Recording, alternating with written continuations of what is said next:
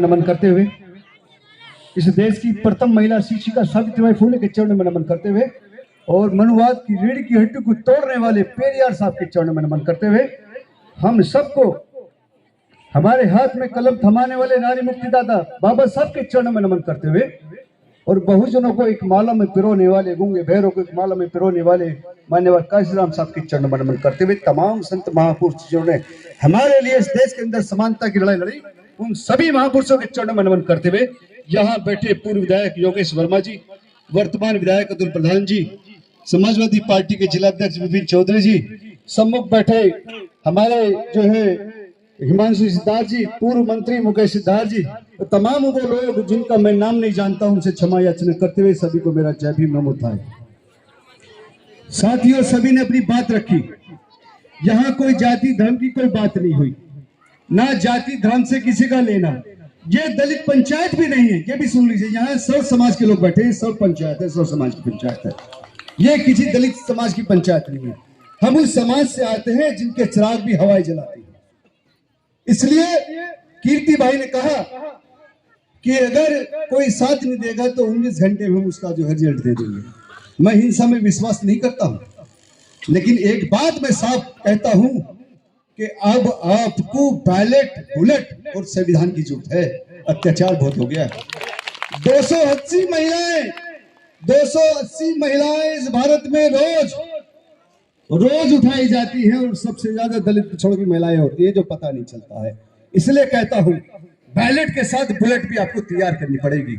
हम ये नहीं कह रहे कि हम लोग बुलेट चलाएंगे, लेकिन बुलेट अगर हाथ में होती है तो व्यक्ति डरता है, तो बैलेट बुलेट की जरूरत पड़ेगी। याद रखना ये बात। अत्याचार यहां से ऊपर बह गया है।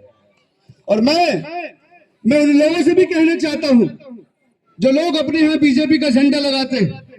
सावरकर ने अपनी किताब में बाबा साहब को निर्लज क्या करके कहा है, निर्लज शब्द का इस्तेमाल किया है। तो मैं तुमसे ये पूछना चाहता हूं, तुम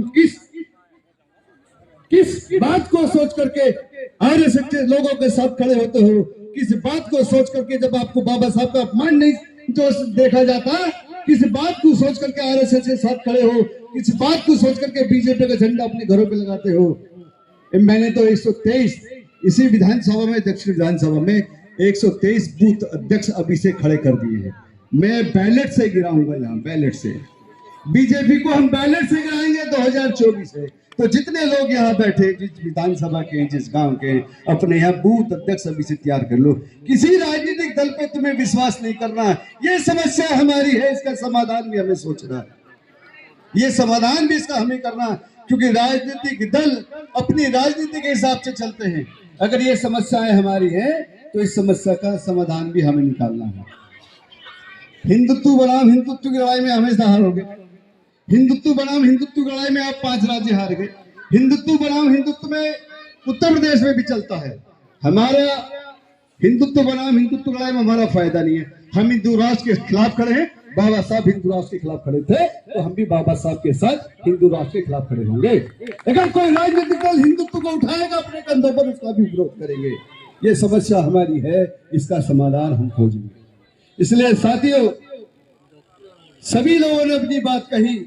यहाँ इस पंचायत के क्या बात क्या होनी चाहिए, ये इसकी चर्चा जरूरी है। हमारा शत्रु कौन शत्रु बताओ जरा। किससे तुम्हारी लड़ाई है?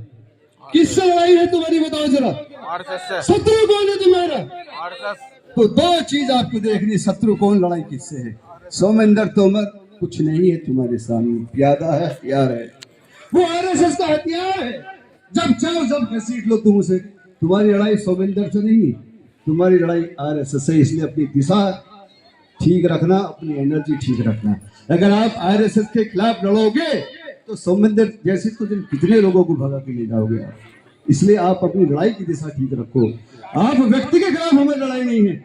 हमारी लड़ाई उस विचारधारा के खिलाफ है जो आरएसएस की विचारधारा, जिसके खिलाफ बाबा साहब हमेशा लड़ते रहे।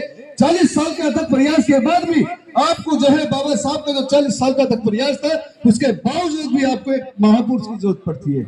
मेरे यहाँ एक आदमी आया, कहने लगा कि जो है बीजेपी को वोट करते हैं दलित समुदाय के लोग। मैंने क्यों करते? कहले कैडर नहीं है।